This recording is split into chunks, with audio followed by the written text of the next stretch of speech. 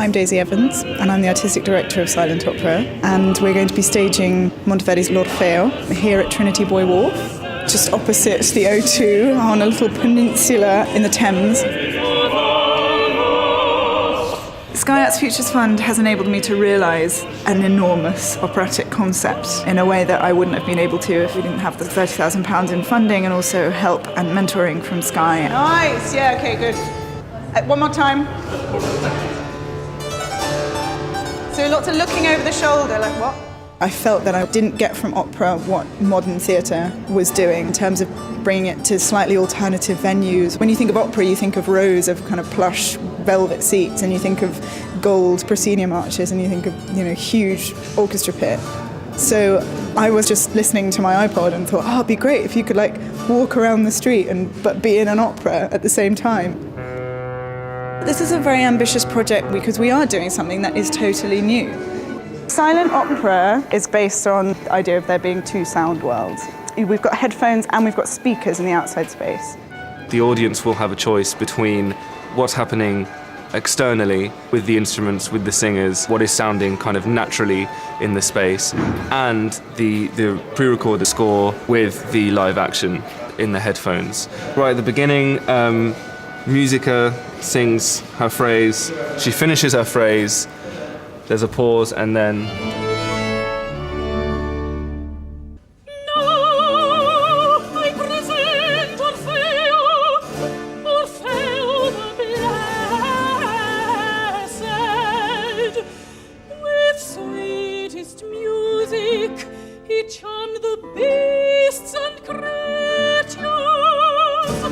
if you block off your sense of hearing, the whole emotional scope of the music becomes so intimate and really just for you. There's no interruption from the person next to you crackling a sweet wrapper because you're just in that world on your own.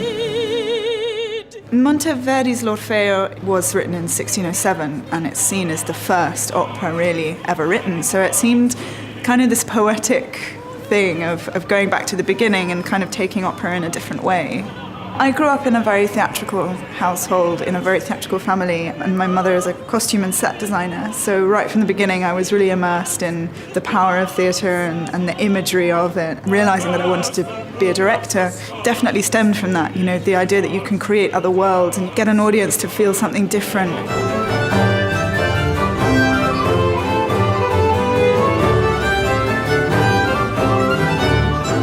I have been working on this show probably for about a year now in terms of designing it, and that means you have to make a concept, finding a venue, casting it, and then eventually getting to the rehearsal room and building it from the ground up. Today we've been rehearsing Act 2, which is there's lots of what we call sexy tension in a choreographed manner. Once again I feel a fever, such a fire that burns within me. The Orfeo and Eurydice, they're about to get married, and it's the chemistry between them has kind of inspired everybody at the celebration. We all get aroused, generally, is what's happening. It becomes more of an orgy, to be honest with you. Yeah. The more you kind of put everyone in a kind of blissful, passionate dream, then when the messenger comes in to say that Eurydice is dead, it kind of completely shatters everything, and suddenly everyone's kind of electrified back up into this desperate sorrow, and it's just a really nice balance of emotion. My friends, stop all this singing. Stop it, cease your rejoicing. Your hearts are grieving.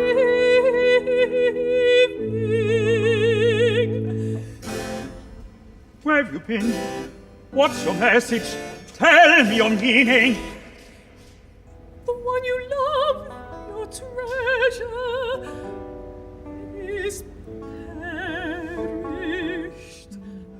As a performer, it's incredibly interesting to be so close to the audience. So I was really excited actually to have a go at this, because it's different to being on a normal operatic stage where the audience are all, on one sort of plane. Here it's in the round, they're on all sides, they're brushing up against you, sort of, you're brushing up against them, you're sort of moving them around, which is really fun. It's always a huge challenge for site-specific work because, you know, we've literally come in, there's been no lighting rig here, we've had to put one in. There's no set here, we've had to put one in. So this is the river room, the river that Caronte leads Orfeo across to go into hell. And all the holes in the ceiling at the moment are for jam jars to hang, which have objects and possessions in, because as you go into hell, you have to give Caronte everything you own. Here on the deep tides of memory. The budget doesn't always allow for buying everything.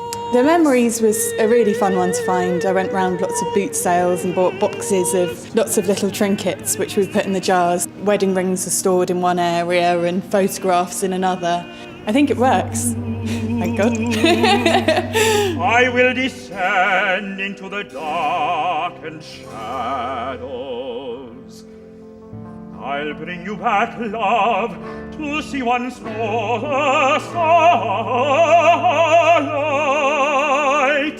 I'm seeing the lead role of Orfeo, and he is the man who has to go down to hell to save his beloved after she was killed unexpectedly on their wedding day. Ultimately, the test for Orfeo is that he has to trust that she will follow him out of hell. And he doesn't. He turns around and she has to be taken away from him because of that.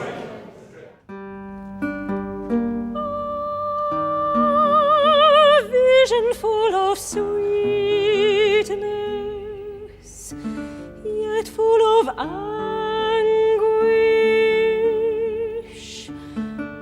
You lose me now for love. Daisy's changed the context within which the story takes place. What is so fantastic is that she's put it in this modern but somewhat timeless place that still has a magical element about it. And worst of all, my darling,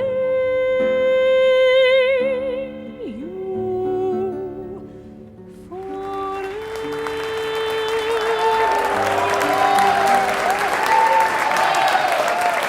I feel a bit punch drunk. It just works. It works, and all the response has been so positive. So I just want to thank the Futures Fund so much for making this real. It means so much, and it's my dream, my vision, and it's happened, and here it is, and the curtain has come down on an extremely, extremely long journey.